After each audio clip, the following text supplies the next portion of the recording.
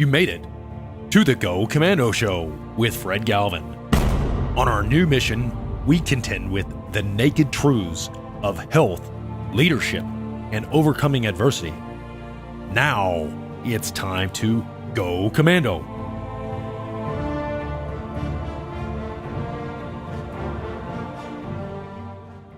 Hey Commandos, we got an exciting show, and our next guest is an active duty Marine colonel named Colonel Stephen Armes. He and I had served together on a few previous occasions while we were both in the Marine Corps. He's still in the Marine Corps, and he currently serves as the director of the Marine Corps' Force Fitness Division. So he's in charge of a brand new program the Marine Corps instituted this last year that is in charge of making sure that the Marines have the most advanced physical fitness, recovery, and nutritional programs to keep their mental and physical readiness. So stay tuned. Two of the things that I wanted to make you aware of that help support the Go Commando Show are our sponsors. One is doctor-recommended supplements, and the other is BPI supplements. So when you go on the website at gocommandoshow.com and you scroll down and you see these advertisers, one is BPI. Now, this particular product is one that I use, and it's the best branched chain amino acids. And when you are focusing on your physical fitness, as it may be a New Year's resolution, or you just want to get into the best shape possible, the branched chain amino acids help you recover, and it is the building blocks of protein and allowing your body to recover. Another bioavailable amino acid, which I also use every day, is from Doctor Recommended Supplements, which is a company that is also a sponsor and helps support our show. But it's a group of doctors that formulated and synthesized the ingredients that go into these particular supplements. And they also send them out to third parties to make sure that the quantities and quality are exactly what you see in their products. This particular product by Doctor Recommended Supplements, L-carnitine, helps in two different ways. It promotes your mental readiness and clears out a lot of what's going on in your brain to allow you to sleep and function properly. And it also helps boost your natural energy. Again, this is a bioavailable amino acid that's not in the branched chain amino acids, but it's one that I use every single day and has helped me as far as my focus and ability to concentrate and recall to function at the highest levels of my mental capacity. So these two products can definitely help you, and I recommend them for you, as well as they help the Go Commando Show, bringing you great guests, such as our next guest, Colonel Stephen Armes. Good morning, Commandos. We have an exciting guest for you today, and that is Colonel Stephen Armes. He is a Marine Corps officer who's assigned to the Marine Corps base in Quantico, Virginia, and the incredible story he has is his life and how he became a Marine infantry officer, and he is currently in a very specialized and new assignment as the director of the Marine Corps' Force Fitness Division. So, good morning, Colonel Armes. Hey, good morning, Fred.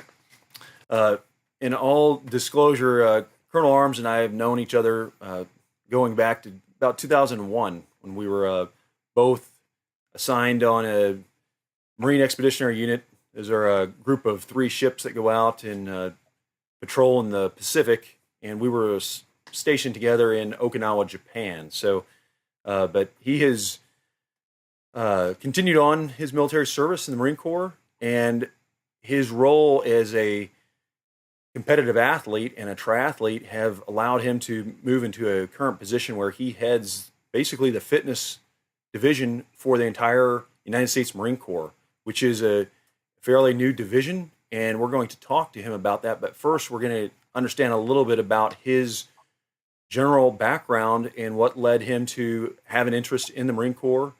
And Colonel Armes, can you talk to us a little bit this morning regarding your upbringing and what led you to be a competitive athlete and your desire to join the Marine Corps? Well, coming up as a kid, I've always been involved in sports. Started out playing baseball and football, um, and soccer. Ironically, I was big. I was a big kid for my age, early on, and actually had to lose weight to play Pee Wee football. So the only position I could really play, not being a real skilled athlete, was offensive center in football, and then in soccer, the goalie. And ironically, those are the two positions that run the least. But they suited me pretty good. But as time went on, my buddies, they grew, and we got into high school, and I'm 165 pounds playing offensive center in Carlsbad, California. Pretty small, but fortunately, Oceanside and those schools like Vista and all those schools that had the big guys like Junior Seau and that playing linebacker did not run an offense or a defensive nose guard. So, the position coach worked with that and allowed me to go out for passes, center eligible for passes, and pull the block for the backs and that. And that worked fine through high school. But getting into college at 165 pounds, that just wasn't going to work at the collegiate level. So I switched to rugby in college. But yeah, I've always grown up playing team sports, and growing up in Southern California, for the most part, it was you were always outside doing something, either at the beach or riding your bikes, and so fitness was kind of just something we did as a kid. And my dad was a Marine, enlisted in the Marine Corps in the mid '60s. Went through Parris Island, and then he was a Mustang. He was also a reconnaissance Marine. So doing things with him as a kid was always something physical. Yes, and when you were an athlete, were there any particular athletes that inspired you to play certain sports, or was it more your father and siblings? I really didn't have an athlete as a kid that I looked up to. It was more teams, and one team in particular. It wasn't even a sport I played, but it was. I was about 9 years old, and with everything else going on in the world at the time, when the U.S. hockey team started doing well, leading into the Winter Olympics, that really captured my attention. And I remember, I think it was February of 1980. They were going to be playing the Russians, and that time the Red Scare and living on military bases, the threat of nuclear war, and your dad deploying to go fight that was something very real. So, and the Russians were the bad guys in our mentality, and so to see a group of college kids go in there and play against those guys and beat them was absolutely kind of the team, I guess, that I looked up to ever since that day as a young kid watching them play. If I remember right, that game was shown off prime time because they didn't think there was any chance the Americans were going to beat the Russians. The Russians had dominated for so long. But I was able, at home and watch that game unfold on TV. And so I guess the U.S. hockey team from the 1980 Olympics was kind of my team that I always pulled for. And all those guys on there have always been kind of my heroes, if you will, for what they did. Yes, I specifically remember that as a young kid in middle school growing up, and it was very inspiring that here in the United States, the underdog was able to overcome all the odds and win the world at the Olympics in hockey. It was amazing, incredible story. Now, you mentioned your father serving in the Marines and being a Mustang, and to the listeners that are not familiar with that, that's an individual who enlists in the Marines and wears the stripes of an enlisted Marine, and then seeks and becomes a commissioned officer. And that's what your father had done. And was he the inspiration for you to join the Marines, or was that something external that drove you?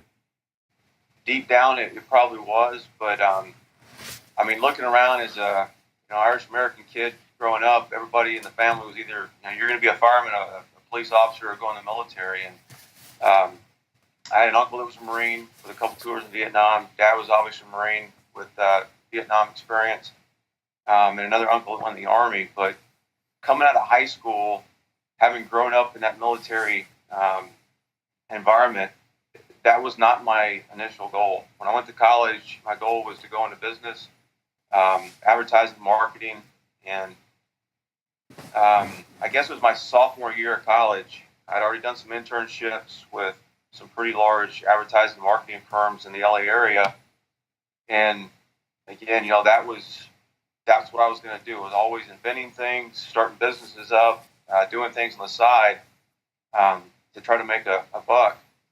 And I enjoyed doing that, but those interns in the corporate world kind of opened my eyes a little bit and made me realize that, since 5 years old, I was always part of a team with kind of a common goal. And my concern coming in my sophomore year of college, or halfway through it, was in 2 years when I graduate, the team I'm going to be involved with on in the market advertising world really kind of wasn't the team I was looking for at that stage in my life.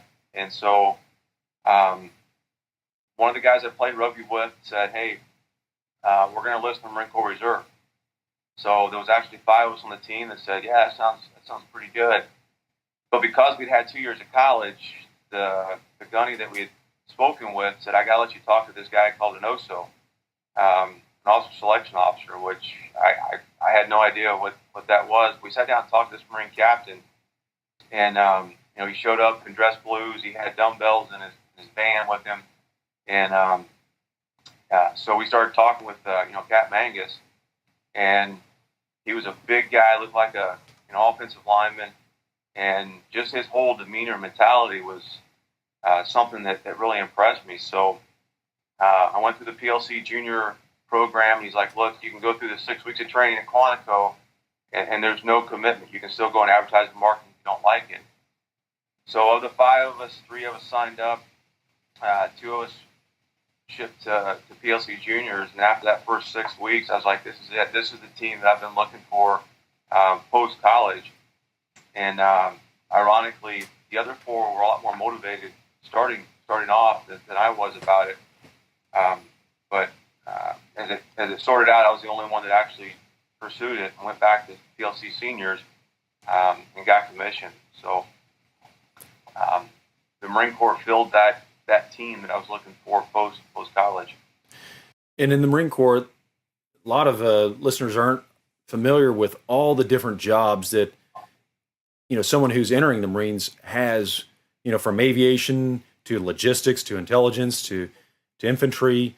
A lot of people think the Marines are strictly, those at the pointy end of the spear with the gun in their hand, and that is what you chose. But there are other jobs, but you chose what a lot of us who've gone through the commissioning program, they really push very strongly. The backbone of the Marine Corps is the infantry, and in my biased opinion, that may be the most sacrificial. I mean, you learn right away at Officer Candidate School and the basic school that from being out in the field and exposed to the hot and the cold weather, the different seasons, that it's going to be rough. But you wanted to do that.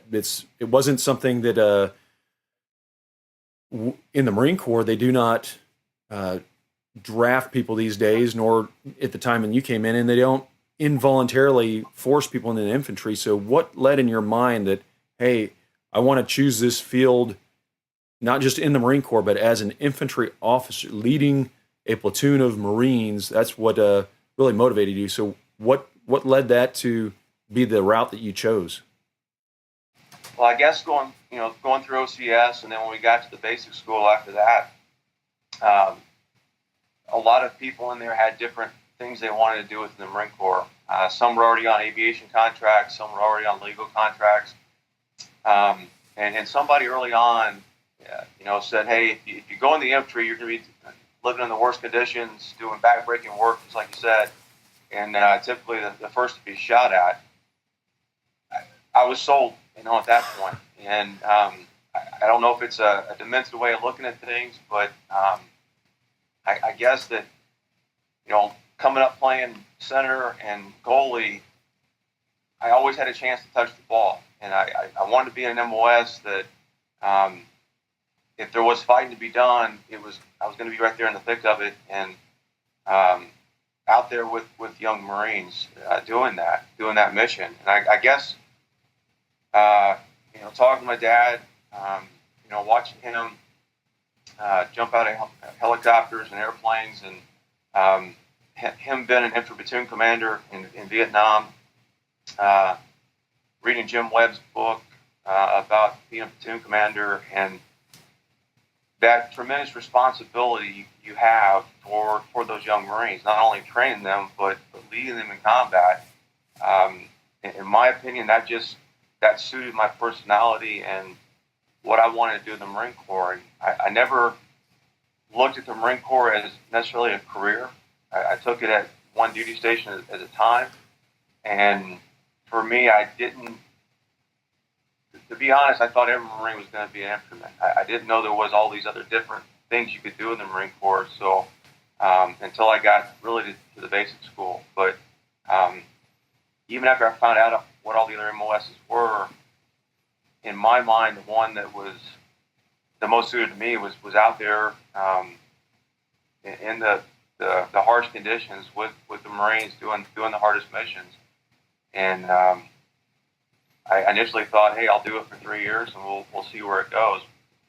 And 3 years has turned into almost 30 now. So because I've just enjoyed doing it for all these years. Yes, and we appreciate men and women that still continue to have that desire.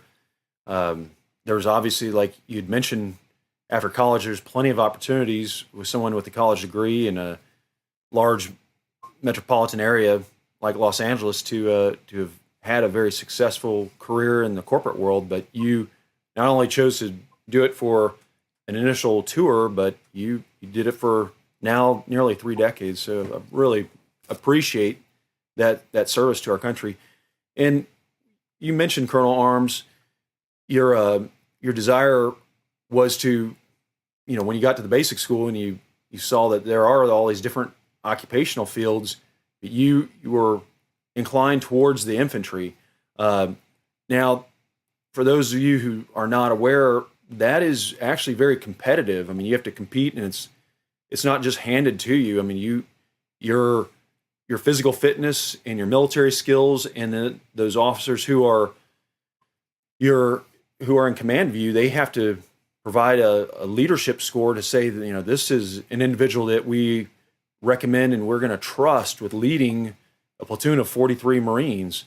But a lot of that started with your personal initiative in physical fitness preparation. So can you explain a lot about, you were an athlete going in, but then you get to the basic school and there's a lot of people just like yourself. It's very competitive. And how did you physically prepare, for that endeavor, to become selected as an infantry officer?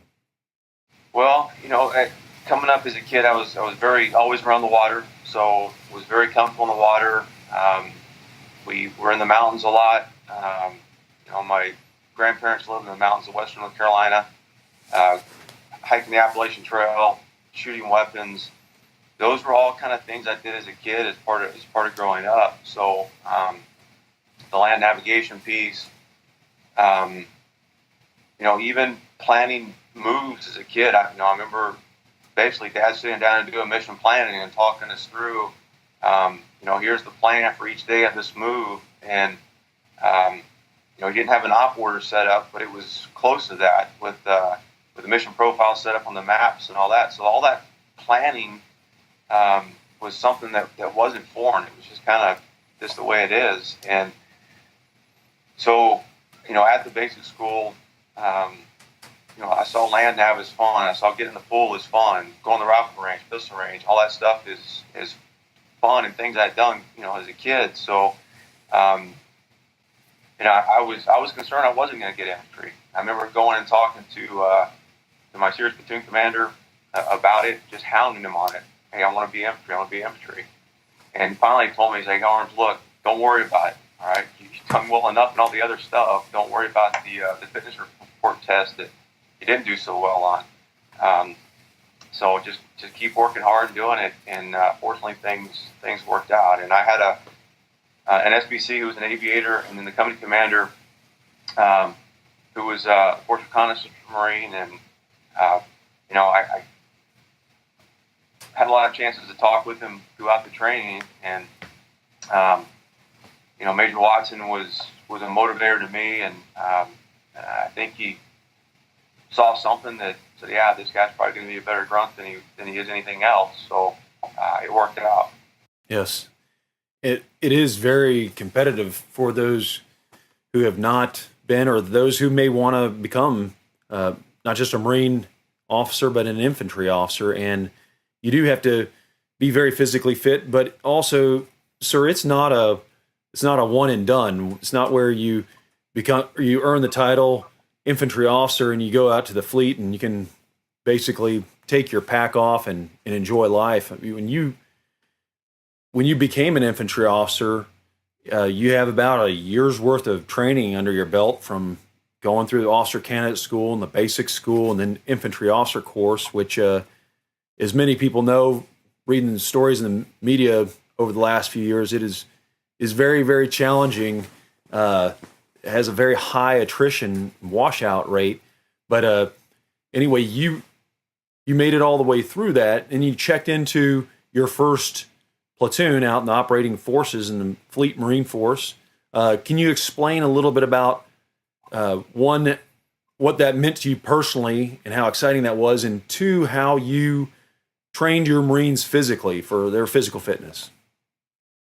Yeah, I mean, going out to my first platoon, I felt very prepared from a tactical and proficiency aspect. I guess my biggest concern really was, what do I say to this platoon sergeant? I mean, this guy's been in the Marine Corps for 15 years, and here I'm coming in wet behind the ears, just a couple of years in the pipeline. And but Staff Sergeant Bill Waldron, I couldn't ask for a better first platoon sergeant. He sat me down early on, and he goes, "Hey, Lieutenant, you don't have to be the first one across the line, but you better be up near the front." And that's advice that I've taken from day one, and it served me pretty well. And something my dad told me when I got commissioned, I said, "Hey, Dad, what do you got?" And he said, "Listen to your NCOs and trust your staff NCOs, and vice versa." So those two pieces of advice, I think, have been the most critical for me, and things that I've always referred back to, and neither one of those pieces of advice have ever let me down. But so I did. I listened to the NCOs. I trusted what the NCO or staff NCOs had to say. And what Walters was telling me is that you got to be on the pointy end of the spear, lead by example in everything. So I guess I took that to heart and to the nth degree, if you will. And it didn't matter if it was something physical or beyond that point, school-wise. I felt like I had to be the top guy across the finish line, and he really ingrained that into me, early on, and gave me the support that a good platoon sergeant does, and some good advice and counseling, and really helped me lay out the training. Our first deployment was going to be to Okinawa, but we always thought it was going to be to somewhere else. With a guy like Regimental Commander by the name of Jim Mattis, he's a tough commander, tough CO, and he's always getting you in the mindset of the next fight. And the last fight was Desert Shield, Desert Storm. He was convinced the next fight would be a lot different than that one, and so we Staff Sergeant Walters and I really just sat down and did the basics, trying to get through a minefield, patrolling, just brilliance in the blocking and tackling of being a Marine infantryman, so that we were set up for any type of mission or any type of terrain that we were gonna face. And fortunately, we were in 29 Palms, and I don't think there's any place in the Marine Corps better for a brand new second lieutenant than 29 Palms, because you can live fire every weapon system that's in the inventory. you've got some harsh conditions to deal with, some tough land now problems to deal with because of the lack of terrain features out there. And I think that as a first duty station for me was absolutely critical in being able to accomplish other missions, down the road. And sir, you had mentioned that you were stationed out in 29 Palms, which is basically in the vicinity of Death Valley in California, very hot in the summer times and actually freezing cold in the winter. And it does provide nothing else than a great training environment. And obviously in the Marine Corps, you have, as a young infantry lieutenant, you have a captain above you, but they encourage you to make decisions and with your platoon sergeant and platoon, do a lot of training through and learn through trial and error. And they encourage that experimentation, which is very important for a lot of leaders who are listening, young leaders in the business world who have subordinates, to be able to allow them that opportunity. But can you explain both in tactics, but also more so in physical fitness, when you started to check in and lead those Marines, some of the trials and errors, some of the things that you found very successful to train your Marines, and some of the things that then and over the years you found like they needed to be adjusted from some of the things we learned? I had a company commander that was prior enlisted and a first sergeant and a company gunny that were Vietnam vets. So they, I think all three of those kind of gave us a little bit of ropes as a young platoon commander to try things, and then they kind of pull us back in and say, all right, and they would tell us what really works a lot of times. I think as young Marines simply want to do is the younger NCOs, they wanted to push, all the time. And after a few weeks of that, I started looking back at what I'd done as an athlete coming up, and we started crafting the training program where I wasn't taking them out and running them every day, but we were doing the strength conditioning.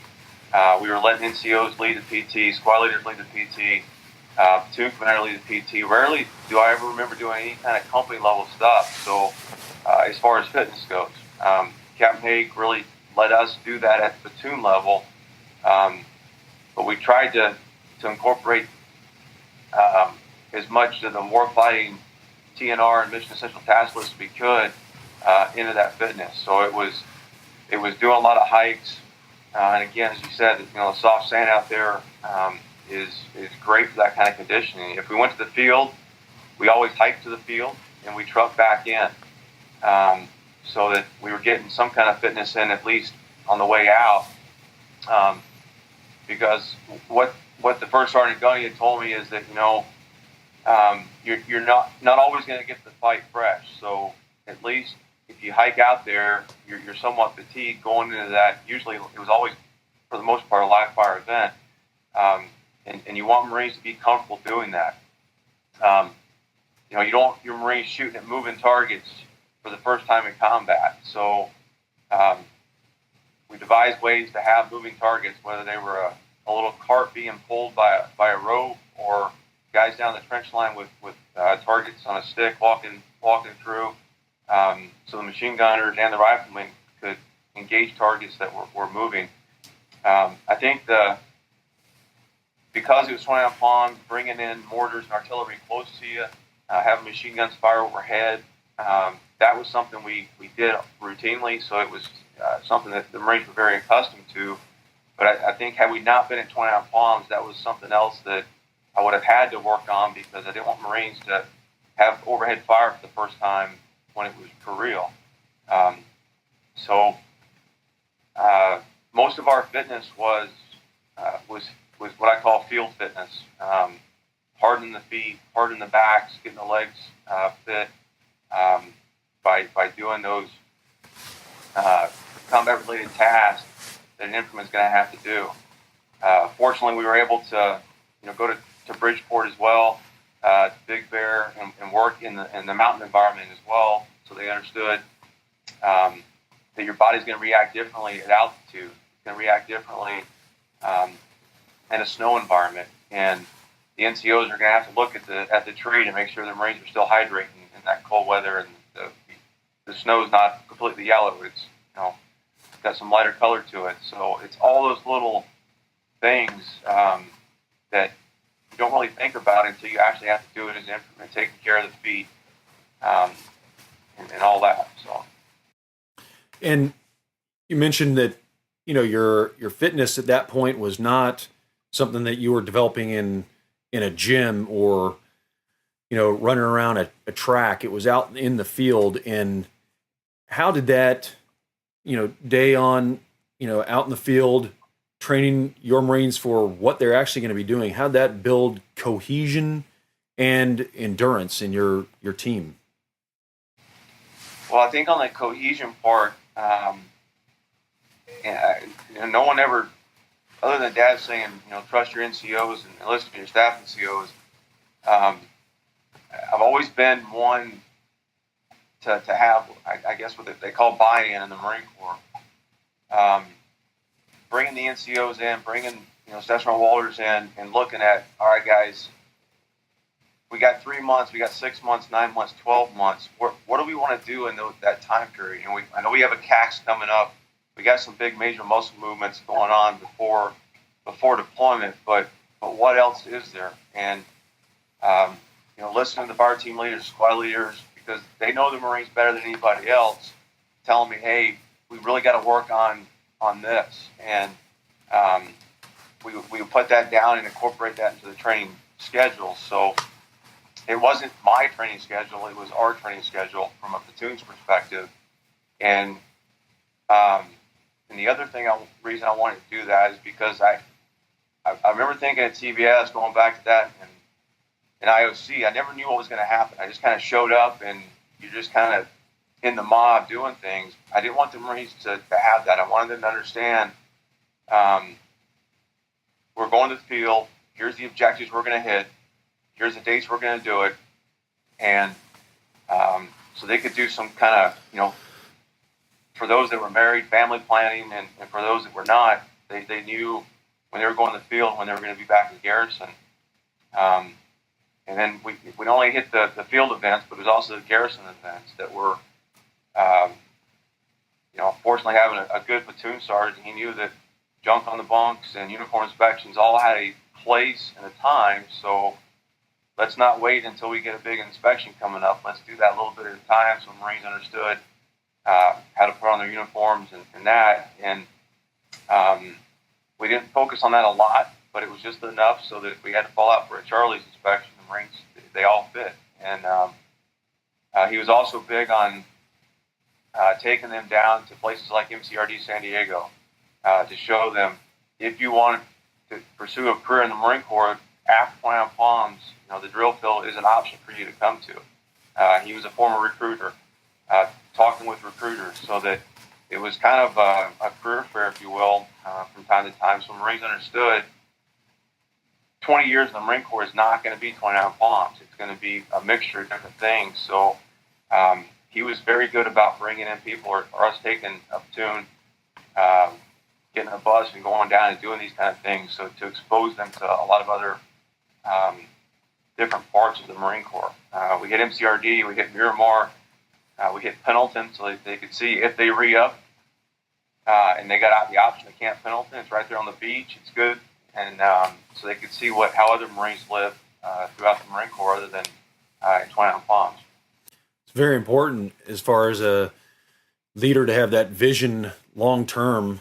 You mentioned he had been a recruiter, and he's doing that again at another level of Marines in their career, trying to inspire them, because it's actually a huge cost that the Marine Corps has to pay to go out and recruit more Marines and train them. And if as a leader you understand from the young Marines' perspective, and it could be someone in the corporate world, that is having a tough time because it's a difficult assignment. Maybe they are away from their family, and maybe the particular assignment isn't all that exciting for them. But for those leaders to to encourage and have that insight that, there's other things that individuals may have an interest in and that you will advocate. That's a very important point. And another thing too, sir, I want to focus on where our paths crossed right around the turn of the century, just before September 2001, the attacks on the World Trade Center. We were both stationed, as I mentioned at the top of the show, in Okinawa, Japan, and then we deployed with the 31st Marine Expeditionary Unit, which is a group of ships that went down and did this exercise in Australia. And can you talk a little bit about the challenges and how a leader needs to be very innovative as far as, physical fitness? And, when you're aboard a ship, you don't have a lot of different diverse opportunities, but it does require, to keep, Marines at their peak physical performance and their mental, from burnout. What are some of the things that you had done as a leader to keep things fresh and keep the Marines at their peak performance?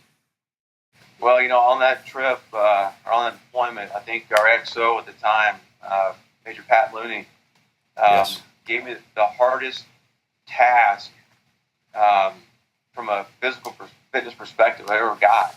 And on the way to Australia, he knew I'd played rugby in college. He said, "Hey, Arms, I want you to train up a rugby team because when we get to Australia, we're going to play the Australians."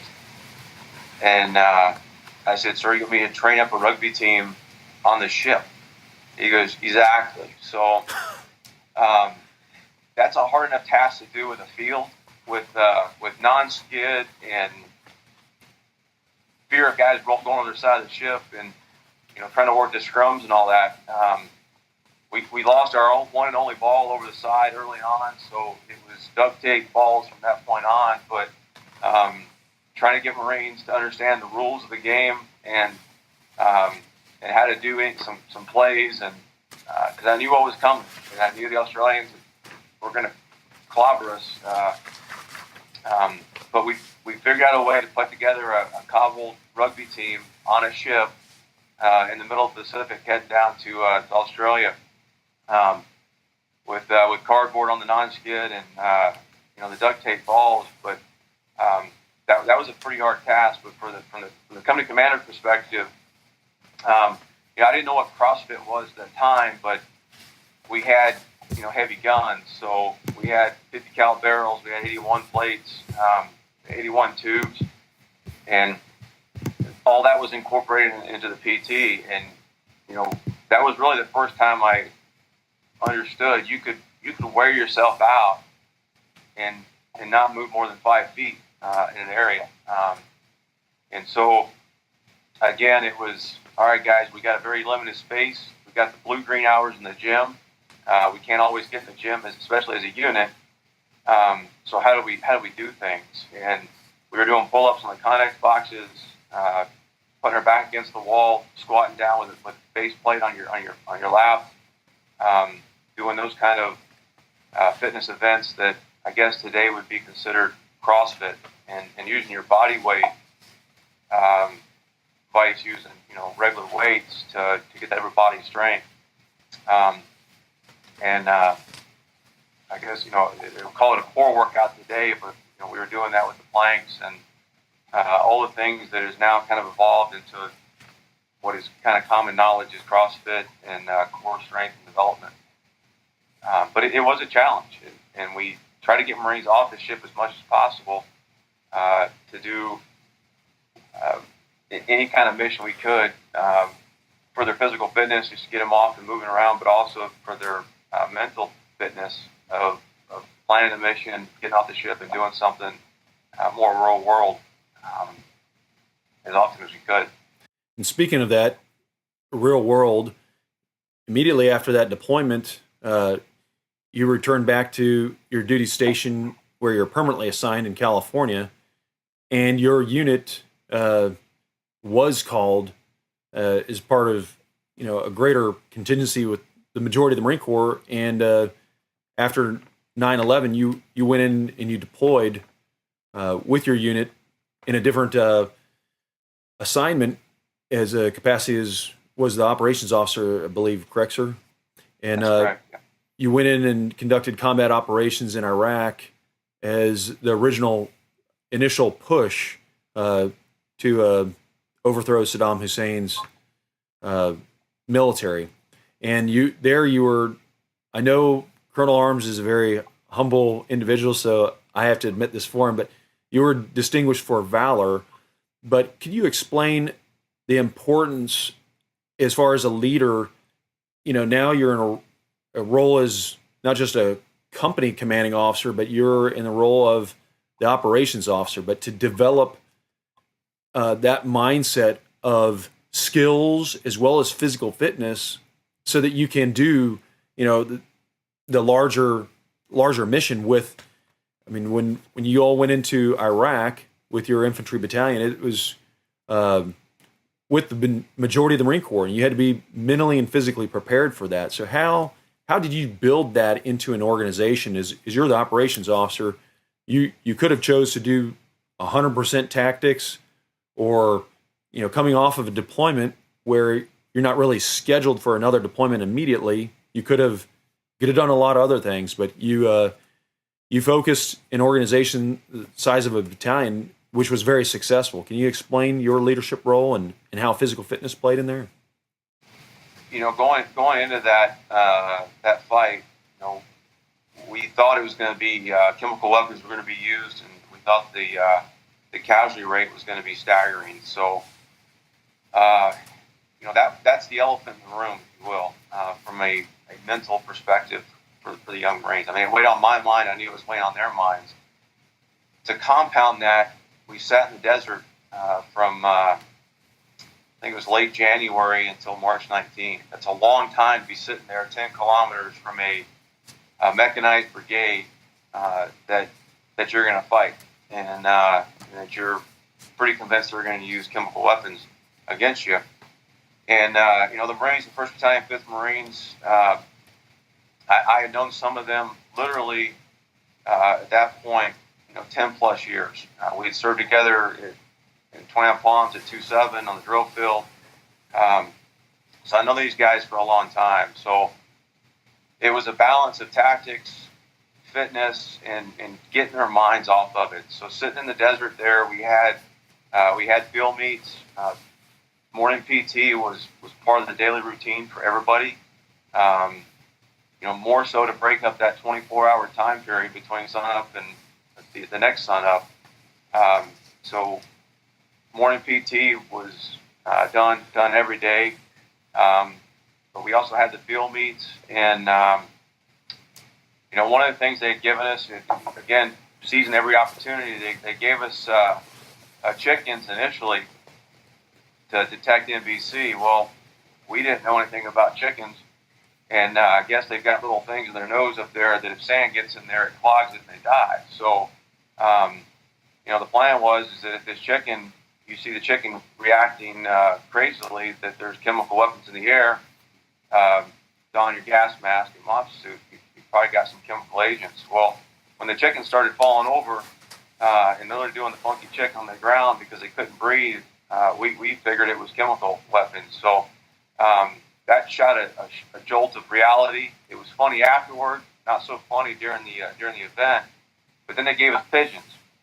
So one of the Marines came up with the idea of, let's have a best dressed pigeon contest. And so the Marines spent hours building costumes for the pigeons and a catwalk for these guys to walk out on. And other Marines were the judges, and little things like that sound ridiculous, take their minds off of that.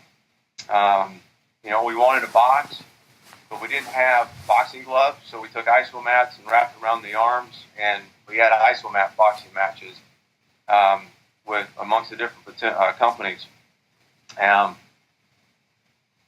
But and things like before you go to the chow hall, you have to do so many pull-ups. You have to do a call for fire. Skills that you're going to have to utilize in combat. They had to do that before every meal. Again, to take their mind off of what loomed 6.2 miles ahead of them, but also to continue to refine those skills, physically or mental skills, that tied to the task they were going to be asked to do at some unknown point at that time, unknown point in the future. So it wasn't any kind of grandiose physical plan. It was just, hey, here's what we got, and let's make it work. And again, it kind of goes back to the CrossFit thing. We had sandbags. We didn't have weights, but we had sandbags. Fill those up. We had antenna poles, and with 2 sandbags, that becomes a bench press on ammo cans.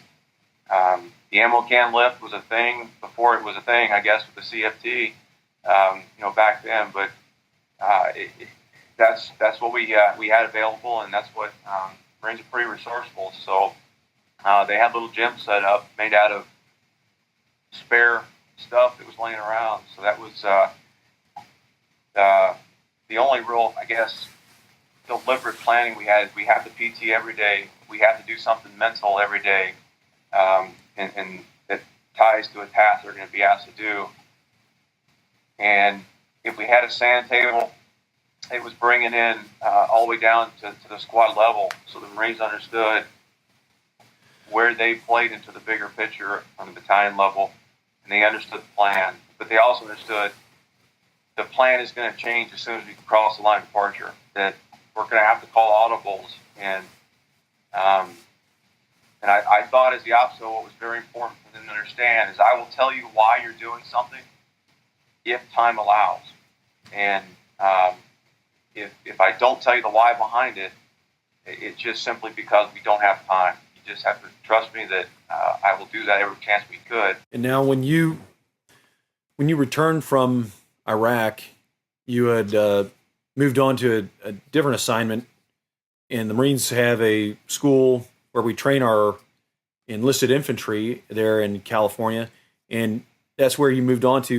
It allowed, I'm assuming, a greater amount of time from where you had been deploying and coming back and training to redeploy, but allowed some time to reflect. And what were some of the thoughts that you had in that assignment when you could look back, in what generated in your mind as far as how to keep Marines at their peak performance as far as mentally, morally, and physically in regards to their fitness? In regards to their fitness, early on, because it was a schoolhouse environment, we always took an initial PFT and a final PFT. And I started seeing early on that their initial PFT score was higher than their final PFT score. And I personally, I took that personally because the time they were spending with me in our schoolhouse, we were allowing them to become less fit than they were when they first got there. Now, I understood a part of that was we were in the field a lot. They weren't PTing as much as they probably were before they got there, but I did not want to send a Marine back to his unit less fit than he was when he got there. So one of the first sergeants said, "Hey, let's bring in a nutritionist from the base to talk to the Marines." So she came in initially and talked to the leadership, and I thought she did a great brief.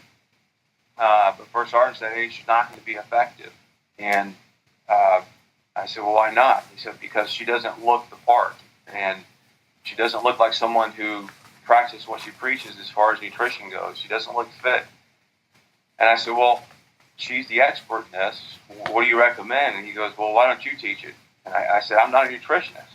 He goes, "Yeah, but you're an athlete." And so I said, "All right." So I developed a couple slides on how to get nutrition for a hike, really, because that's where we're losing a lot of the Marines at, and a little bit on how to PT. And I thought it'd be about a 15-minute class. Well, it turned into about 45 minutes to an hour of questions from the Marines about running. And that's when it first hit me that how many schools in the Marine Corps have we ever been to that teach you something as simple as how to run? I could not think of any. And so it added to the class. And so the next time we gave it, we talked about nutrition for the hikes. We talked about how to properly run and fuel yourselves. But then I started going to the chow hall and looking to see what the Marines were eating for breakfast. And they were going through get bacon and eggs and hash browns and all that. And that was before we went out for the PT event for the day. So I went to the chow hall and said, hey, can we just give them oatmeal? I need something that's going to type off their glycogen stores because they just slept for 8 hours or so. And the last meal was at chow time last night. Can we give them some carbohydrate-rich foods to get their glycogen stores up, vice the proteins that they're going to need after the event? So in the chow hall, it wasn't in their contract to do that at the time. So we started talking to the Marines about, getting some instant oatmeal, 300 calories. They'll type off their glycogen stores. And again, going back to the combat mission and here's the why behind you want to eat oatmeal to get those glycogen stores topped off. Here's why you want to eat proteins after your physical fitness event for recovery. I also came upon the TRX system at that time, and we started using that because we could utilize it in the field, in garrison, wherever.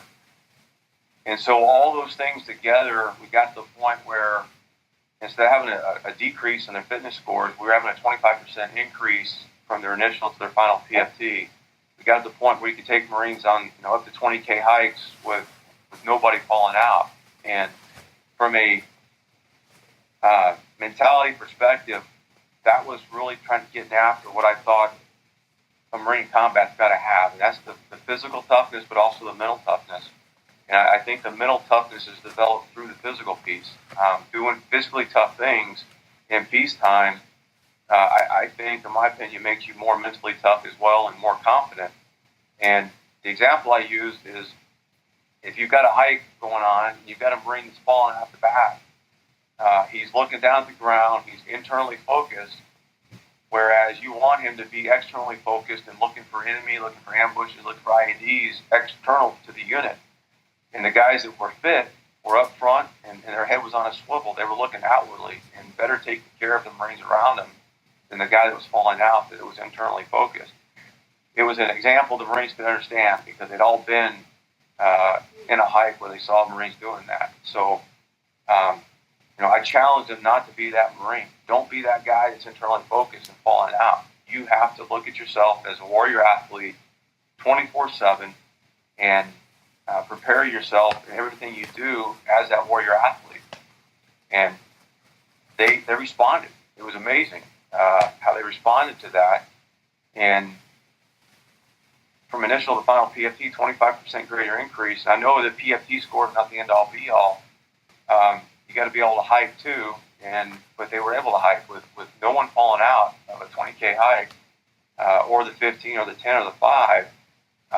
That's just not something you typically see. And having come from an infantry unit, you always had somebody falling out, it seemed like. But not so using this kind of program. And that was really the first time that I saw the science behind fitness working for a group of Marines. And their question to me was, how do I run faster on the PFT? And my answer to them was, I'm not going to teach you how to run faster. I'm going to teach you how to run more efficient. Because if you run more efficient, you're going to have less injuries. If you stop heel striking, you're not going to be putting that 6 times your body weight into your knee. You're going to be able to run more efficient and for a longer period of time, and longer in life, if you will, without injuries. So the speed is a side factor of being efficient, and so all those things we kind of put together into a program, if you will. And what I saw happening is other units were coming and saying, "Hey, can you give that class you give to your guys?" And ever since then, around the Marine Corps, I've given that class to thousands of Marines, and it's nothing. There's no rocket science with it. Everything I tell them, they already knew it. It just they didn't look at it from the same perspective. So, yes, two things about what you just mentioned, Colonel Armes. One is you mentioned the Marines having challenges on some of these 10 and 15-mile hikes, and I did want to let the listeners know that when Marines are hiking, that's you're there in Southern California where the First Marine Division is, and there's steep hills. Some people in Colorado may not call them mountains, but so these Marines are wearing body armor, and back in those days, it was our mindset to really load down, put a lot of ammunition in, some of the different occupational fields. They're carrying machine guns and mortar base plates and some cold weather gear in certain times of the year. I mean, they're loaded down with, sometimes exceeding 100 pounds, and they're going up these steep mountains at a very good clip. So what you're mentioning is no easy task. And, having, that physical as well as the nutritional aspect is keenly important. And it is also for, people that are working in office that, if you're eating sugary or energy, drinks that, are moving your blood sugars up and down, it is very difficult to focus, whether your job's out in the field as an infantry Marine or if it's in an office in the corporate world. It's very important what you'd said as far as the nutrition aspect and how that ties in.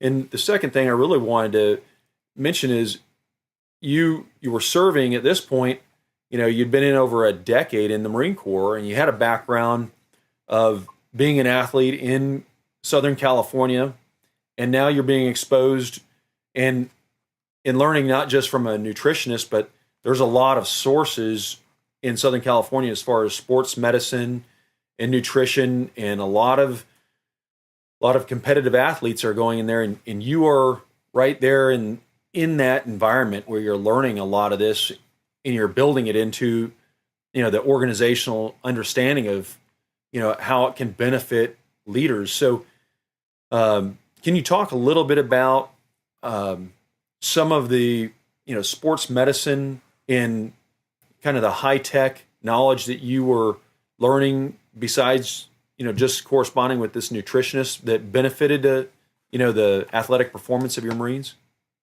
It was about that time that, I personally started taking the triathlon hobby to, really the next level.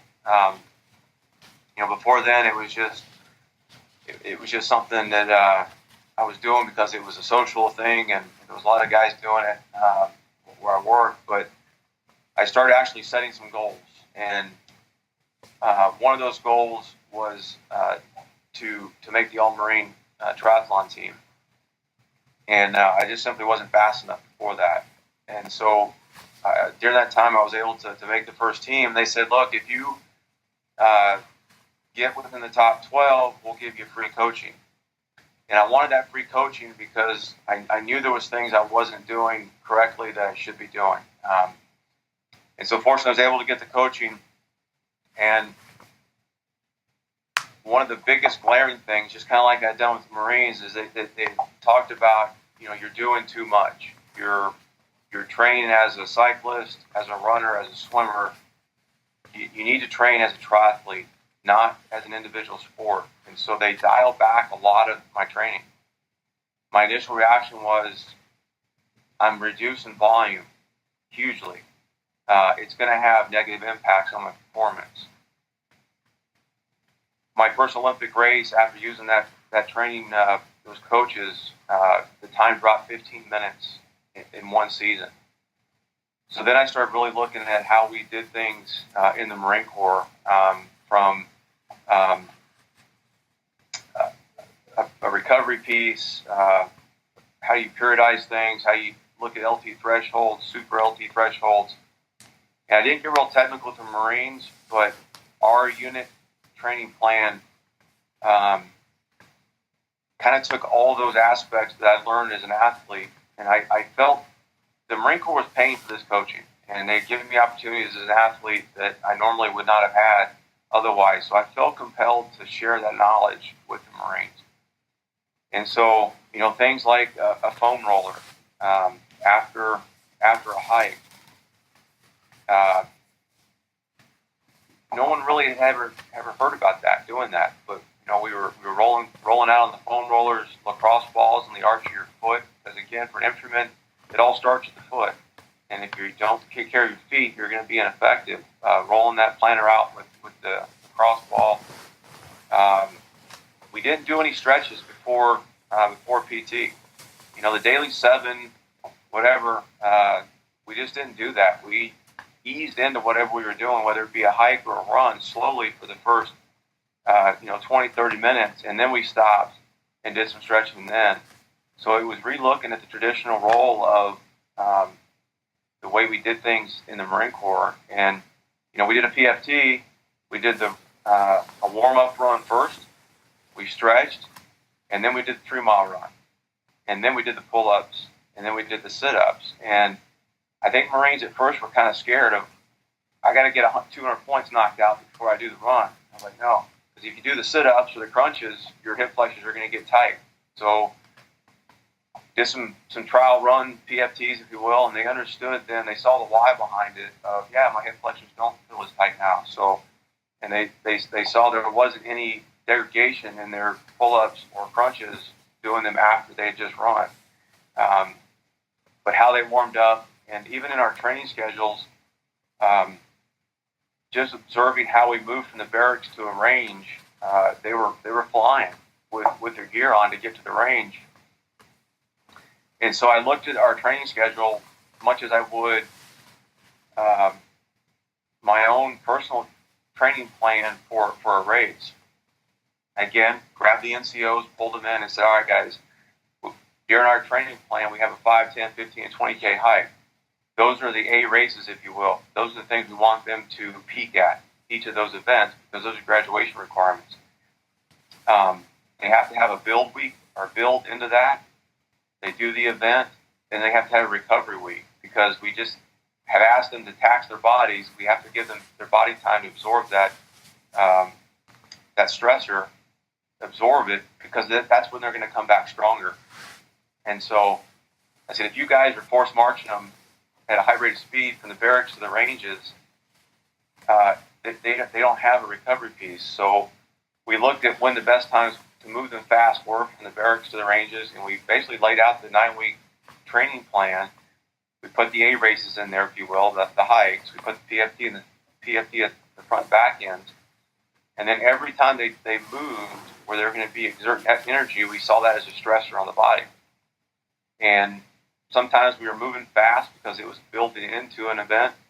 But the other times we brought it way back as a recovery before their A race or post A race. So we looked at the whole program as an athlete would their training plan for the season. Their season was 9 weeks long, because that's what most of the courses were.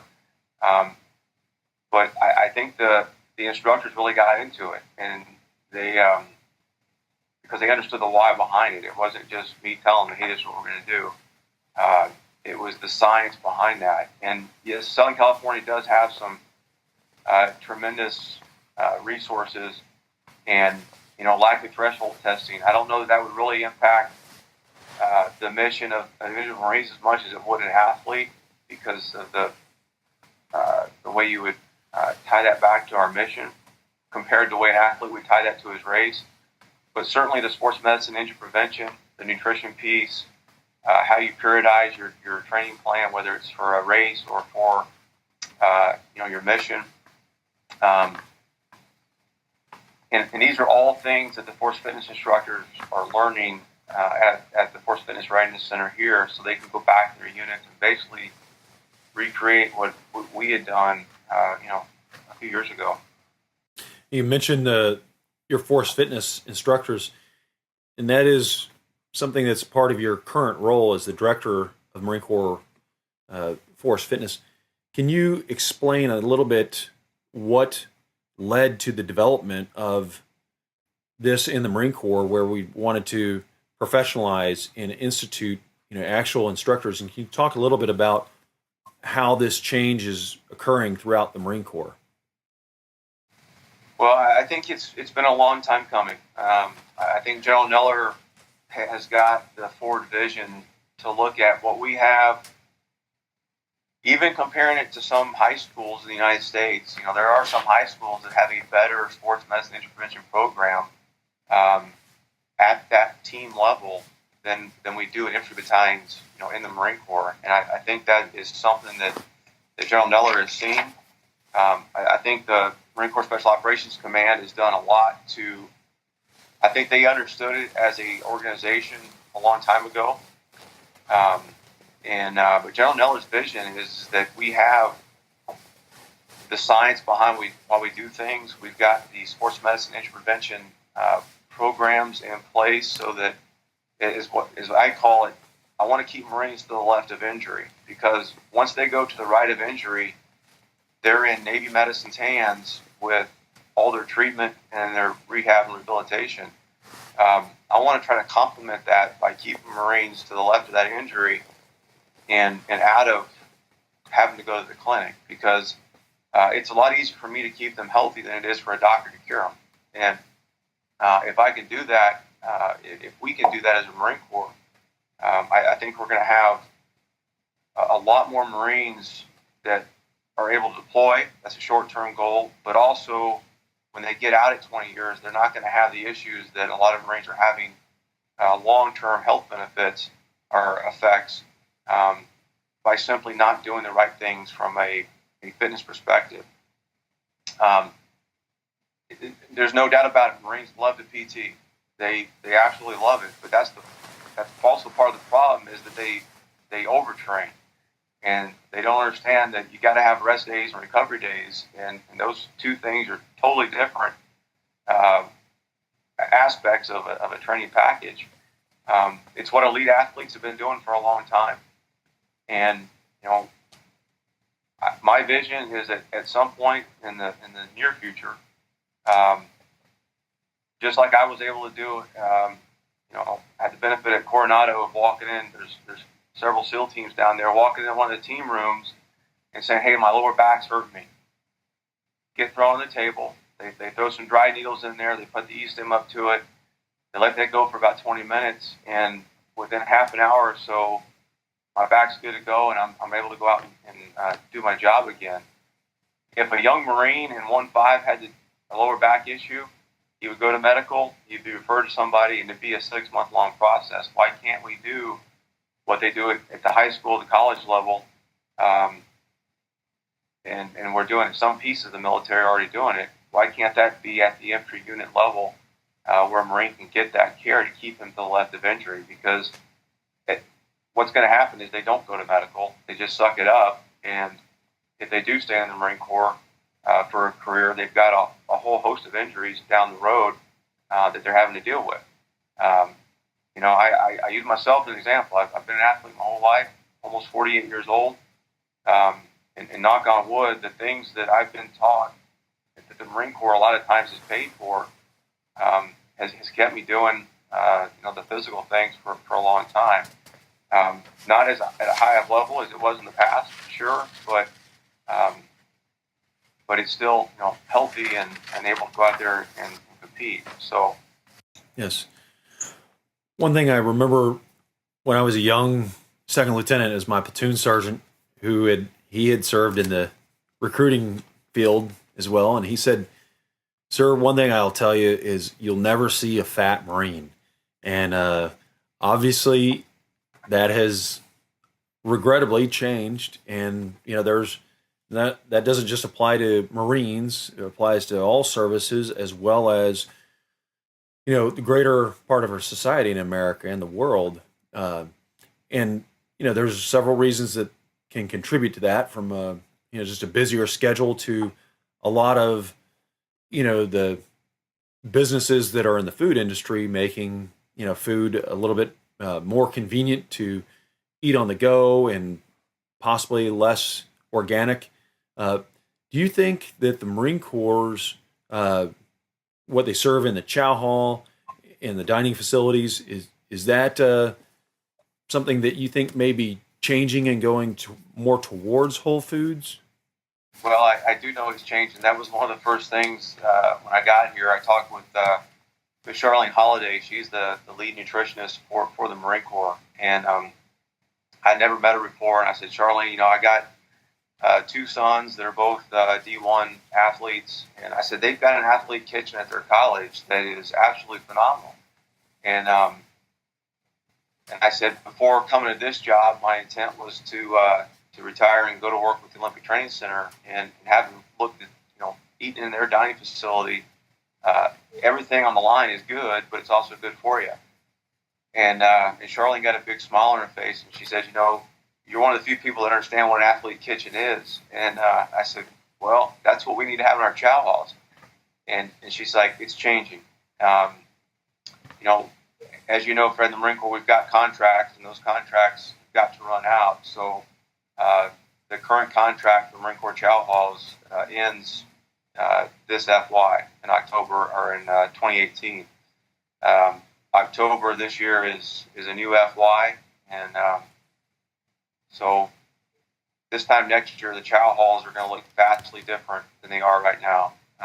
Charlene has got some, and I can't go into a lot of it because of the contracting issues, but Charlene has made monumental moves to make the Marine Corps chow halls closely resemble those D1 athlete kitchens.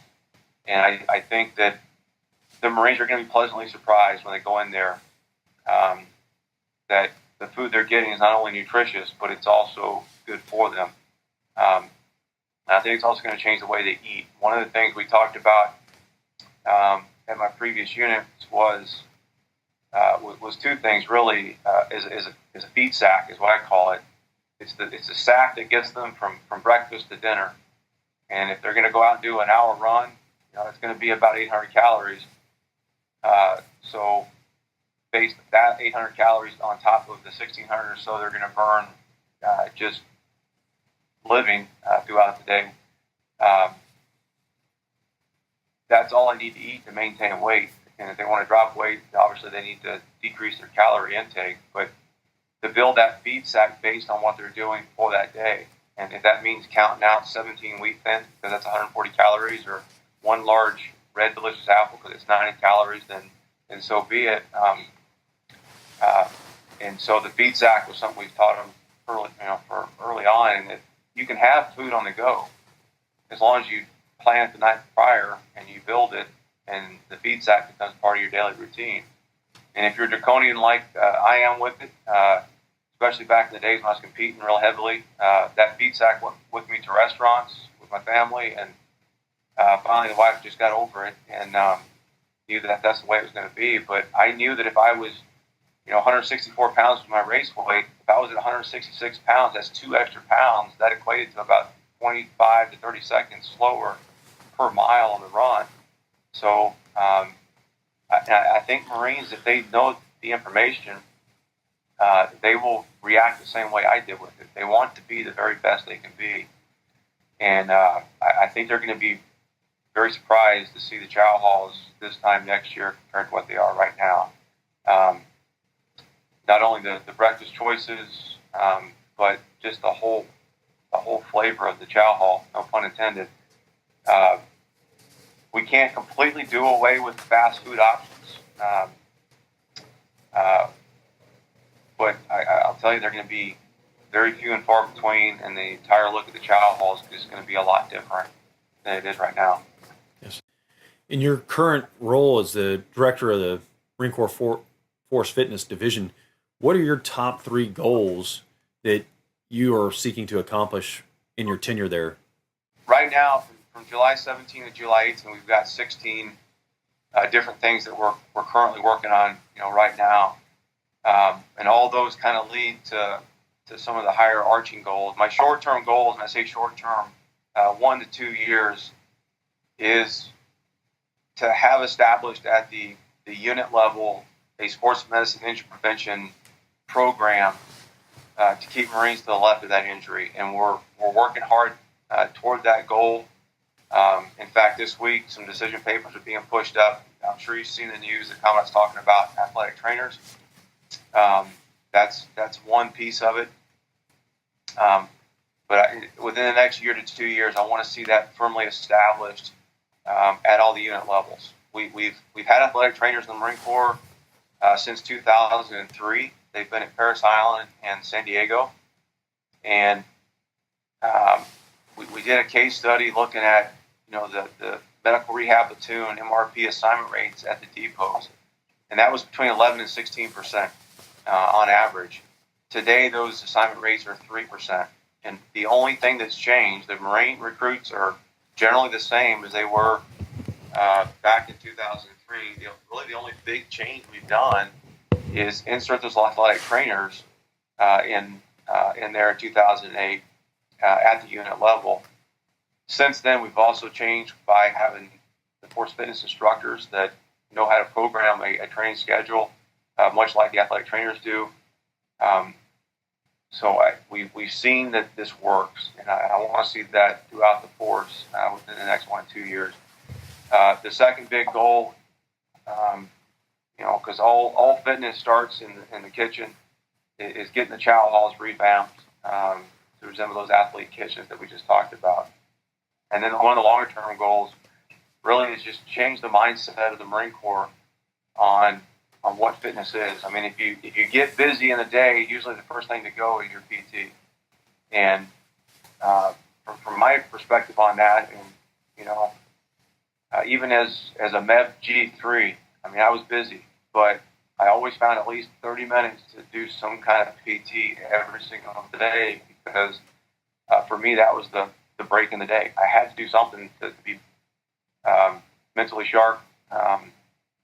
And that's really what I was using it for, is just a break to become more mentally sharp, to change the way the Marine Corps views fitness, and try to get it so that's not the first thing that gets cut in the day. I know Colonel Dunford, General Dunford, then Colonel Dunford at 5th Marines, he put a notice out to everybody that between 0630 and 830, don't even bother calling us because we're out PTing. He did that very first thing of the day, and having been at the Marine Corps Marathon in October and saw him out running, and even as the chairman, I think he's still abiding by that, is he will get out there and PT, every day. And he just, if it becomes part of your lifestyle, you're going to do it. So, change the mindsets of the Marine Corps to look at themselves as a warrior athlete. From what the recruiters tell me, less than 1% of the U.S. population come in the military at large, and of that, about 0.02% of the U.S. Population actually become Marines. So, okay, that's a good statistic, but what's the so what? So, to try to get to the so what, to try to connect with Marines, I went and looked at high school athletes, and I said, all right, football players. Everybody knows about football. So what are the percentages of a high school football player signing an NFL contract?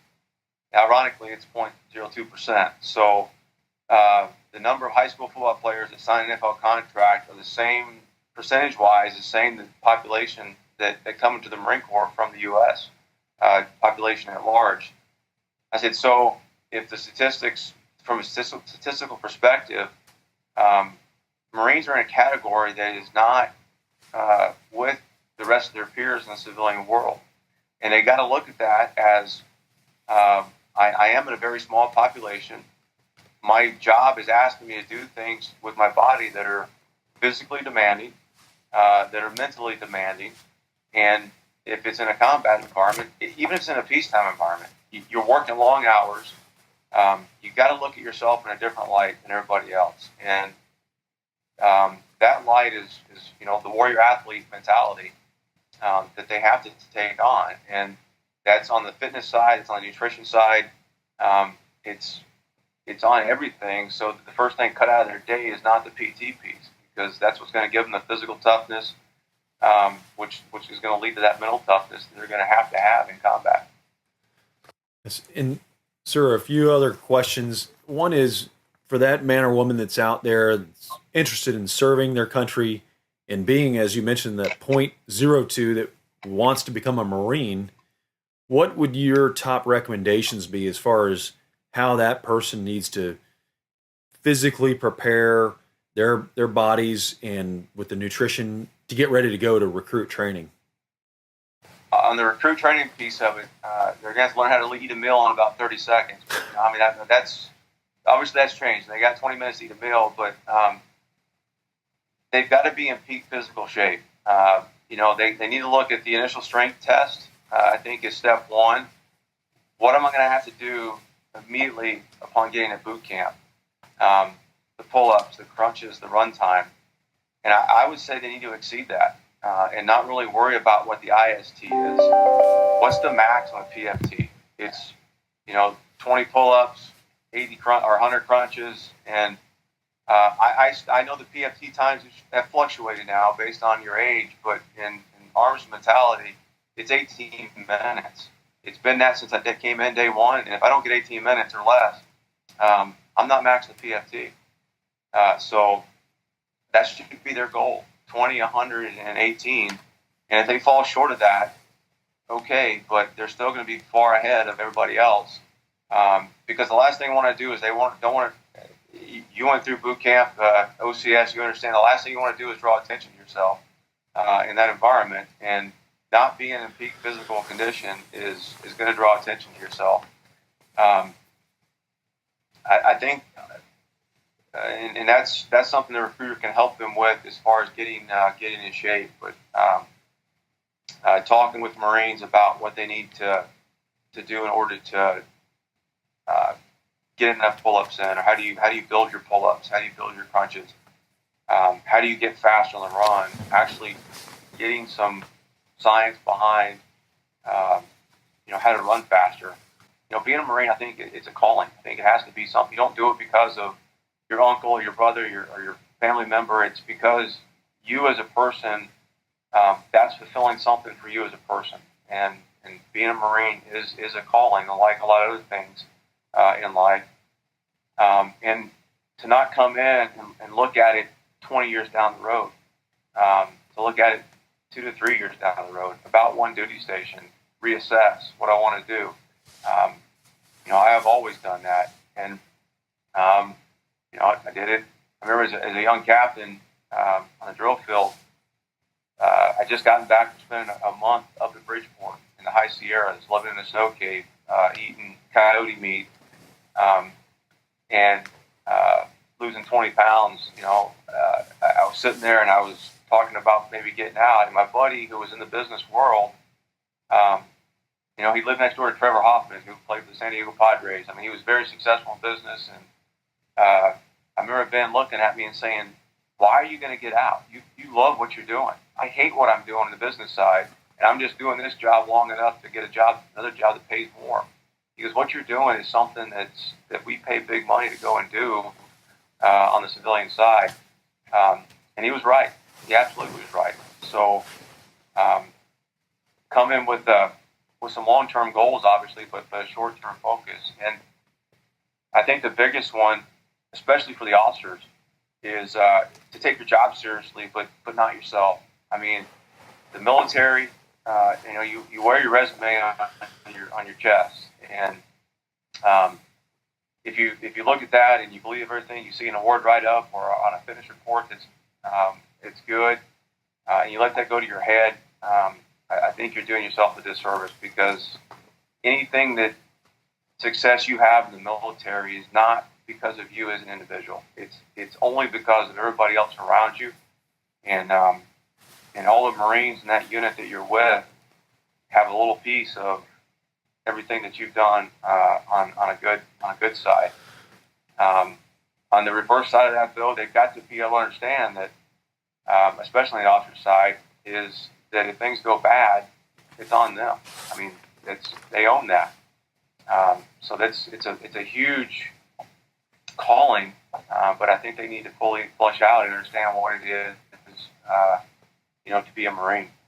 So I think it's kind of two parts: one part physical, one part really knowing what they're getting into. Yes, this is good advice. And sir, you served over a quarter of a century in the Marine Corps. And what would you say are two of the most important lessons that you've learned throughout your time in the Marine Corps that you'd pass on to somebody about, the meaning of your service as a Marine officer? Two things, I guess. Being Marines, we're going to figure out how to get things done. We're going to take care of the hard now. We're going to do that. The impossible is going to take a little bit, but we're eventually going to get it done. And every duty station, every job has had different good things about it. But the common denominator in every single job I've ever had in the Marine Corps, whether it was 13 years as a commander in some capacity, or working on a staff job, or at school even, working around other Marines who have a very similar mindset when it comes to, I don't care how many hours it takes, I don't care how hard it's going to be, we're going to get this job accomplished. Yes. And looking back and reflecting upon, the breadth of your entire career, what are some of those most memorable experiences that you've had, whether it be a duty station, a deployment, or a port call, or sometime in combat? You describe, one or two of those very meaningful and special events in your career? Well, they've all been good in their own unique way. I think the most influential on me, I guess, was as a lieutenant captain, being given the opportunity to command a rifle company for a little over a year. And that was really, I guess, the first time that, I always looked, coming up through OCS, TBS, IOC, on captains as having all the answers. And now I find myself as a first lieutenant, 2 years in the Marine Corps, and my battalion commander is saying, look, Arms, you're going to be a company commander. And Colonel Matt is sitting down with me saying, hey, this company's been ridden hard, put away wet. You need to go fix their morale, and along with a lot of other things. To look around the battalion and see AWS graduates, at that time AWS graduates in the battalion, not being put in that position. I didn't have a lot of friends, I'll put it that way. A lot of guys were going to give me advice on anything, fellow company commander-wise. And then I remember that's one of the things I pulled my NCOs together and I said, look, guys, we don't have any officers. It was Fox 27. At that time, we didn't have any officers. We didn't have any staff NCOs. And so I got the NCOs together and I said, guys, look, you most senior corporals, I'm going to make you the platoon commanders. The next one's down, we're going to make you the platoon sergeants. Corporal Bencourt, you're the most senior corporal in the company. You'll be the company gunny, and hell, I guess you'll be the first sergeant if we have to do first sergeant things. But I said, everyone in this battalion, everyone in this regiment probably is looking at us to fail. Let's prove them wrong. And these guys came up with our 3, 6, 9, 12-month plans that were absolutely phenomenal. Talk about fitness. They wanted to hike from 29 Palms to Camp Pendleton and have a barbecue on the beach at Camp Del Mar. So they were about it. They were about getting after it and doing the hard stuff. And so that was obviously a very inspirational time in my career was that, but also in the drill field, because that was the opportunity where I had a chance to work with the very best NCOs and staff NCOs in the Marine Corps in a B-building capacity, all MOSs, and to see that transformation from civilian to Marine in a very relatively short period of time, and to see what that transformation is. And obviously the Marines I've served with in combat, those guys, we still keep in contact, and they're the ones I'm very close to and always will be because of what we shared. Thank you so much once again for your service for so long in the Marine Corps, and it's great to see you still wearing the uniform and knowing that you're leading to some really meaningful change to those Marines, the young sons and daughters of America that are out fighting, prepared to do whatever it takes to defend our country, and you're keeping them as healthy and as injury-free as possible, innovating everything you've learned throughout your whole career and putting it into a very important program. That means a lot to myself and so many of the listeners. So thank you very much again, sir. Well, thanks, Fred. It's truly an honor to talk with you, and I'm humbled to be in the position that I'm in with Force Fitness Division, and just excited about doing some change in the positive for the Marine Corps and for our Marines. And thank you for your service too, because I know you served a day or two in the Marine Corps. Right, it's really good to see you again. To all my fellow grunts out there who in your youth felt it was your duty to protect us, I salute you. And thanks to the listeners of the Go Commando Show who labor on the farm, who are sweating on the construction site, putting forth your very best at the office. You are making a difference. Support the Go Commando Show in our pursuit of bringing you the highest quality professionals. Infiltrate the website at gocommandoshow.com, where you can view all of the podcasts and arm your team with incredible deals on health supplements, commando clothing, and equipment. Every time that you get a good deal, it supports the show. What deals? When you purchase anything from the website, Amazon, healthcare supplements, you're covering our six. And to the ladies on the team, when you outfit yourself in the super sexy threads from Naked Zebra, and yes, I'm talking about in fuego, you are firing the sniper shot for our commandos. How else can you support? It's simple. You smash the follow and subscribe buttons on our social media. That is how you support us bringing great guests to talk about serious subjects, not the mainstream media's fake news. So thank you, and until our next show, stay in the attack and go Commando.